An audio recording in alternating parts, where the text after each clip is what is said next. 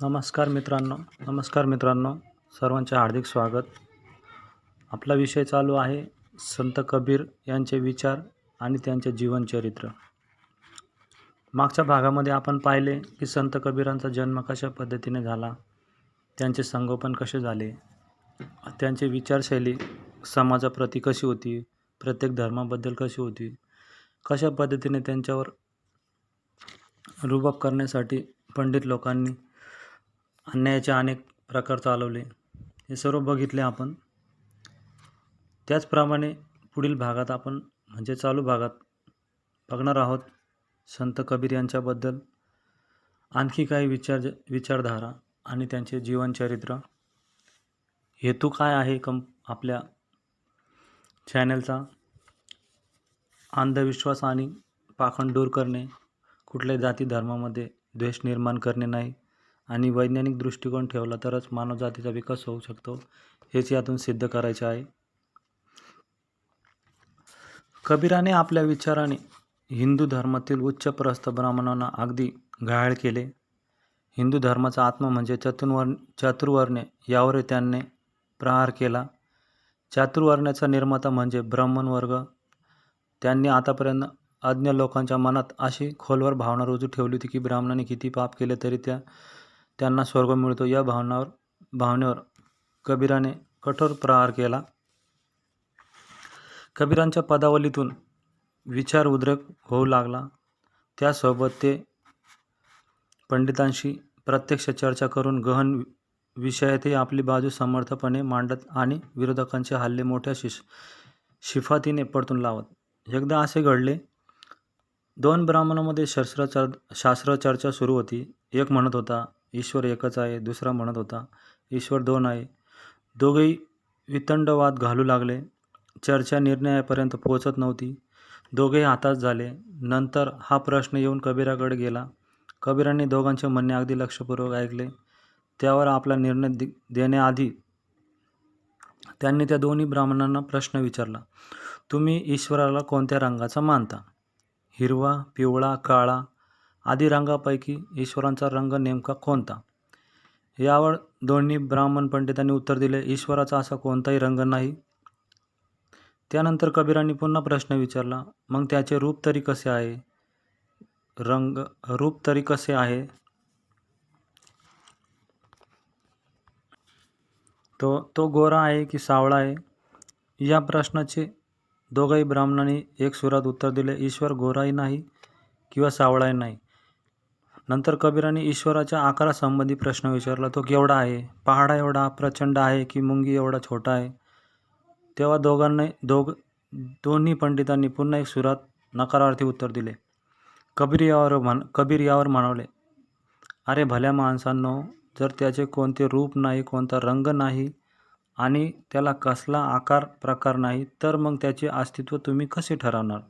तो एक नाही किंवा दोन नाही. खरे सांगायचे तर तो एकाच वेळी सर्व मानवामध्ये सामावलेला आहे.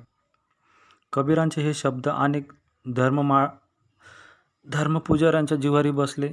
त्यामुळे कबीरांचा जसा चाहता वर्ग निर्माण झाला तसाच विरोधकांचा वर्गही निर्माण झाला. हिंदू धर्मावर आघात काढताना या कुणाची भीड न घाबरता तो आपले विचार निर्भीडपणे व्यक्त करीत होता. त्यामुळे कबीर नावाचे एक क्रांतिकारी व्यक्तिमत्व घडत गेले, तत्कालीन समाजाला घडवीत गेले. कबीर जुलाह कुटुंबात वाढल्यामुळे त्याच्यावर हिंदू आणि इस्लाम धर्माचे संस्कार होणे अपरिहार्य होतं. त्यानुसार त्यांनी दोन्ही धर्मातील चांगल्या गोष्टीचा अंगीकार केला आणि समाजविघातक प्रवृत्तीवर घाणाघाणीत हल्ला करण्यास कधीच कसूर केली नाही.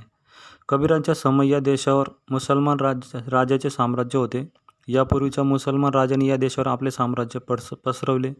त्यांचा उद्देश साम्राज्य वाढवणे नव्हता, तर या देशात इस्लाम धर्माचे ध्वजारोहण करण्याचा होता. या देशातील बहुसंख्य जनता काफिर आहे.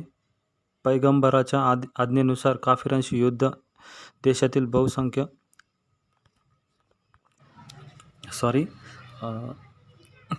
पैगंबराच्या आज्ञेनुसार काफिरांशी युद्ध करून त्यांना बहुदेववाद आणि अंधविश्वासातून मुक्त करून पवित्र करणे हा त्यांचा मुख्य उद्देश होता, अशी व्याख्या फिरोज तुघलक व तैमूर या 2 मुसलमान राजांनी केली होती.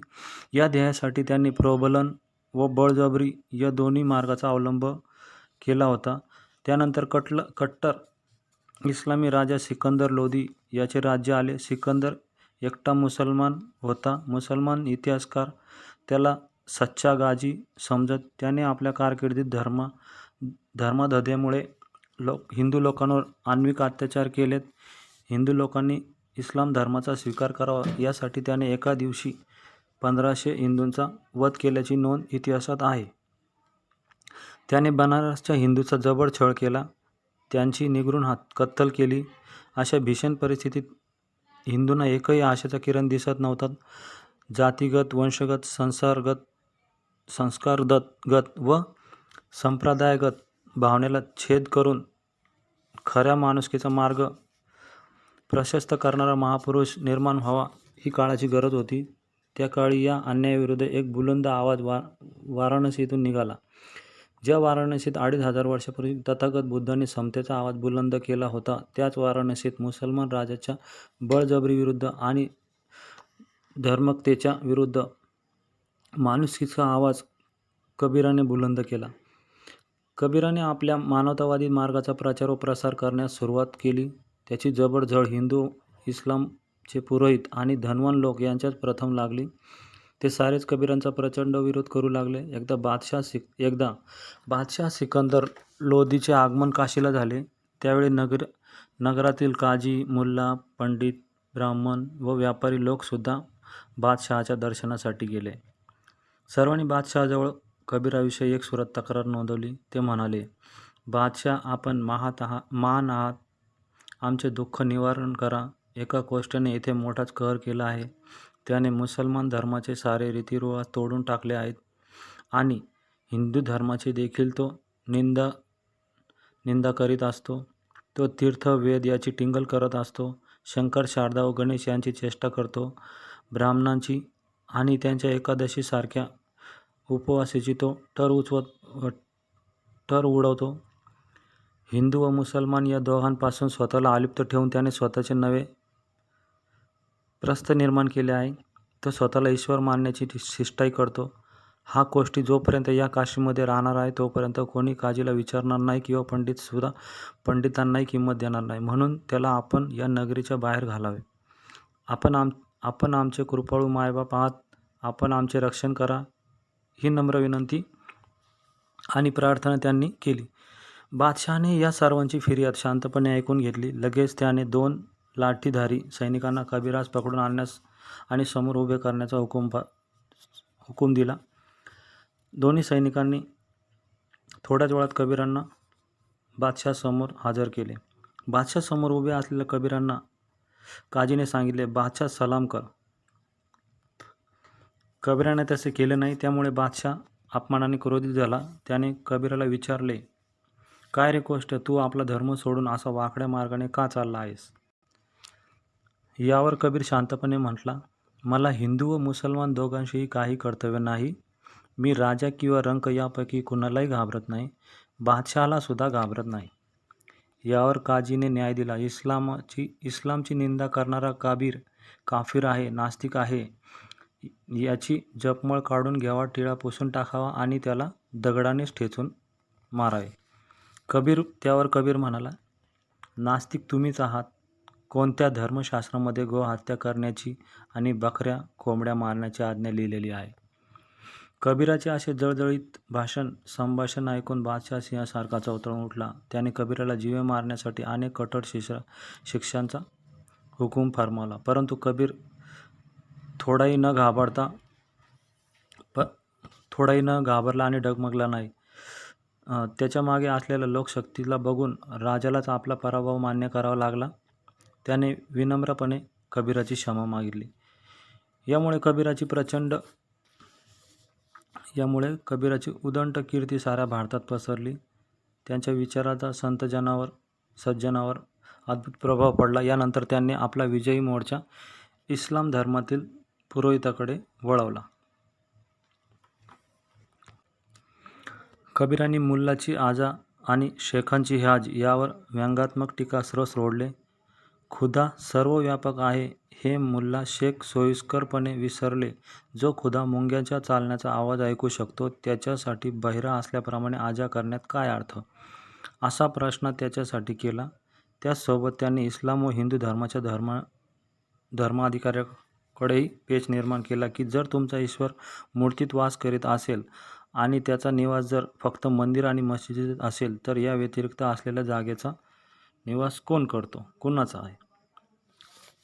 अल्लाच्या नावावर पोटभर धंदा करणाऱ्या काजी आणि मुल्लाच्या धूर्ततेवर व्यंगात्मक टीका करताना त्यांनी हा उपदेश दिला की कबीरांच्या मते दयाशील ईश्वराची कृती प्रमुख बाब आहे. त्याने गर्भामध्ये अवतार घेतला हे बनावटी आहे. त्याने वेगवेगळे नाव धारण केले ते कृत्रिम आहे. सुनता आणि मुंज हे दोन्ही आचार त्याज्य आहे. हिंदू व मुसलमान दोघेही हे रहस्य जाणत नाहीत. मनाच्या एकाग्रताने प्रश्न सोडवण्याची युक्ती त्यांना माहीत नाही. त्यांची बुद्धी भ्रष्ट झालेली आहे. त्यांचं मन भ्रष्ट बुद्धीने ते दोघेही धर्माविषयी बोलत असतात. पाणी आणि वायू यांच्या संयोगातून जीवाची रचना होते. शेवटी जीव शून्यामध्ये समावून गेल्यावर कोणास जातपात विचारावे, असा प्रश्न कबीरांनी केला. कबीराने जगाच्या उत्पत्तीची आपली तात्विक भूमिका विशद करून मानवाच्या एकाग्रतेवर भर दिला. त्यामुळे माणसातील भेदरेषा पुसट होत जातील, असाही त्यांनी उपदेश केला. धर्माच्या आधिपत्याखाली धार्मिक माणसावर अंधश्रद्धेचा पगडा आहे. तो दूर सारण्याचा प्रयत्न करताना आणि सर्व माणसांना एका सूत्रात बांधून त्यांच्यात एकात्मतेची भावना निर्माण करण्यासाठी कबीर म्हणतात, हे अल्ला, हे राम, मी तुझ्या नामस्मरणाच्या आधारे जगतो आहे. हे स्वामी, या सेवकावर कृपा कर. जमिनीवर सतत डोके आपटून पाण्यात सारखे शरीर बुचकाळून काय उपयोग? प्राणी हत्या करायची, वरून नम्र म्हणून घ्यायचे, स्वतःचे स्वरूप दडवून ठेवायचे. अल्लाच्या किंवा भगवंताच्या जपतप करून मशिदीत डोके टेकवून तरी काय उपयोग? हृदयात दूरदृष्टी वास करीत असताना हज आणि काब्याच्या यात्रेत जाऊन काय मिळणार? ब्राह्मण सर्व एकादशा करतो, तिकडे मुल्ला रमजानाचे सर्व उपास करतो. 11 महिन्याचे 1 महिना उपास करतो, मग 11 महिन्याचे पाप काय? असं सांगा बघू. एकाच महिन्यात सारे पुण्य कसे होईल? बाकी महिन्याचे काय? अरे बाबा, खुदा ईश्वर तर मशिदीत राहतोत, मग बाकीचा प्रदेश कुणाचा आहे, असे तो म्हणतो. हिंदूंना वाटते राम तीर्थस्थानी व मूर्तीत असतो, परंतु दोघातही त्याला कोणीच पाहिलेलं नाही. हिंदूंच्या मते पूर्व दिशेस जगन्नाथपुरी ईश्वराचा निवास आहे. मुसलमानाच्या मते पश्चिमेस काबा अल्लाचा मुक्काम आहे. परंतु हे आज्ञजन हो, त्याला इतरत्र शोधू नका, मनातच शोधून पहा. इथेच रहीम दिसेल, इथेच राम दिसेल, पूर्व किंवा पश्चिम दिशेस नाही. जेवढे स्त्री पुरुष उत्पन्न झाले ती सारी त्याचीच रूपे आहेत. तोच आमचा गुरु आहे. कबीरांनी इस्लाम व हिंदू धर्माच्या जीर्ण रूढीवर व कल्पनावर आपली तीव्र प्रतिक्रिया नोंदवली, परंतु त्यांच्या ईश्वरी कल्पनेला धक्का न लावता त्यांना सन्मार्ग दाखवण्याचा प्रयत्न केला. हा सन्मार्ग आहे की ज्ञान आणि इंद्रिय निग्रह यांच्या सुसंयोगातून मनुष्याचे मन संस्कारित करण्याचा. संस्कारित मानव भगवान आणि अल्ला असतो. म्हणजेच हिंदू राम राम म्हणत मेले, मुसलमान खुदा खुदा म्हणत मेले. कबीर म्हणतात, या दोघांजवळ जो फिरकला नाही तोच खरा सुज्ञ माणूस होय. हा सुज्ञ माणूस घडवणे कबीराचा ध्यास होता. त्यानुसार त्यांनी आजीवन प्रयत्न केले. इस्लाम धर्मावर कबीरांची प्रखर टीका केली तरी मुसलमान लोक कबीरांना आपला पीर समजू लागले. यातच कबीरांच्या कार्याचे यश अनुस्यूयतू आहे. पुढील भागामध्ये आपण संत कबीरांची धर्मनिरपेक्ष वाटचाल कशी आहे यावर चर्चा करणार आहोत. तोपर्यंत धन्यवाद. ही स्पीच आवडल्यास नक्की शेअर करा.